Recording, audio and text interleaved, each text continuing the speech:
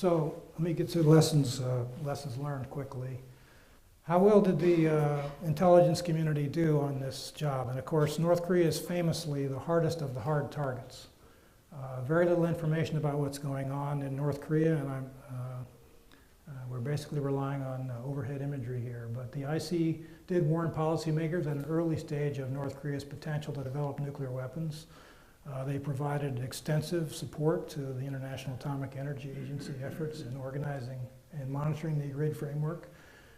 But there was room for improvement in some areas. The judgment of intent evolved, as I mentioned, without clear explanation, and the policy disagreements, I would argue, were mirrored in intelligence community differences.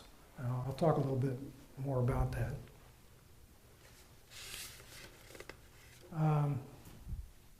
There's a distinction that's sometimes made between a mystery and a puzzle. And a puzzle is something that if you have the right information, you can give an answer. And S&T analysis, as Professor Haggard mentioned, I'm a technical analyst, basically, was my function in the intelligence community. We look at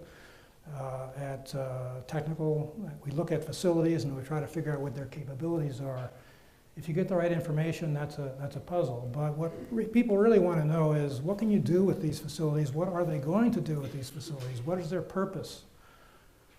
And that is an intent question. That is a mystery. And it involves things that are maybe not knowable. It involves political issues. It involves what's in people's head.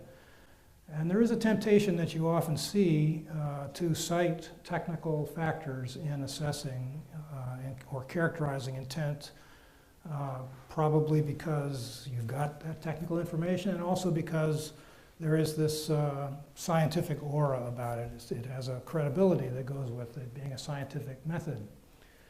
And so, for example, the debates about reprocessing that I mentioned earlier, when people asked the question about, is that facility at Yongbyon a reprocessing facility, they used that as a proxy for the issue of intent. Is this a weapons facility, or is this for weapons purposes, or is it for peaceful purposes? But I think in retrospect, that's really, you have to say that was probably not a well-grounded debate, because this reactor, the fuel of this reactor, and this was well known at the time. It was no secret then, it's no secret now. It's natural uranium fuel with magnesium cladding that deteriorates when you discharge it from the reactor. You put it in a cooling pond, it deteriorates. You end up with a radioactive mess unless you reprocess it. So it basically requires reprocessing. And so the question of whether or not this is a reprocessing facility and whether or not that is an intent, that is an indicator of weapons intent, is probably not the right connection. Another thing people would look at is, well, is this reactor connected to the electric power grid? Is it a power reactor? And that also, I think, is not really a good indicator, because this reactor is based on a British facility that was used for both power and weapons. The history of this reactor is that the electrical connection is irrelevant. This technology was originally developed in the UK, and the Calder Hall reactor that this is based on was used both for plutonium production for weapons and electric power generation. So just because it's generating electric power doesn't mean it's not being used for weapons, and vice versa. So that gets to the next question about why the IC judgment of intent changed in 1991, 1992. As it did, and again, this is speculative here because we don't know exactly all the evidence and argumentation that went into this. And it's not as if the IC wasn't emphasizing the possibility and the potential of weapons as use, but it seemed to get more positive about the weapons applications in 1991, 1992.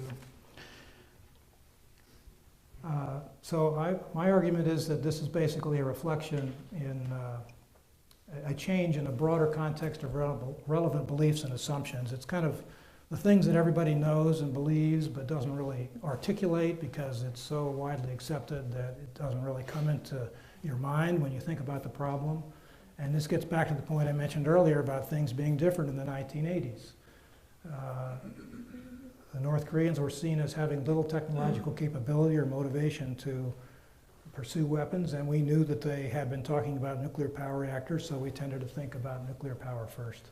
So what did change in 1989, 1991? Well, there was an increased focus on the weapons potential in the press coverage. As I mentioned, when the information about the reactor program North Korean program became public in 1991, understandably, it tended to emphasize the weapons potential, and after the 1991 Gulf War, the first Gulf War, there tended to be a lot of argumentation that we're more worried about nuclear weapons potential in various countries, and so it would be a mistake to think that the tenor of public discussion and debate about these issues does not affect people's thinking in the intelligence community.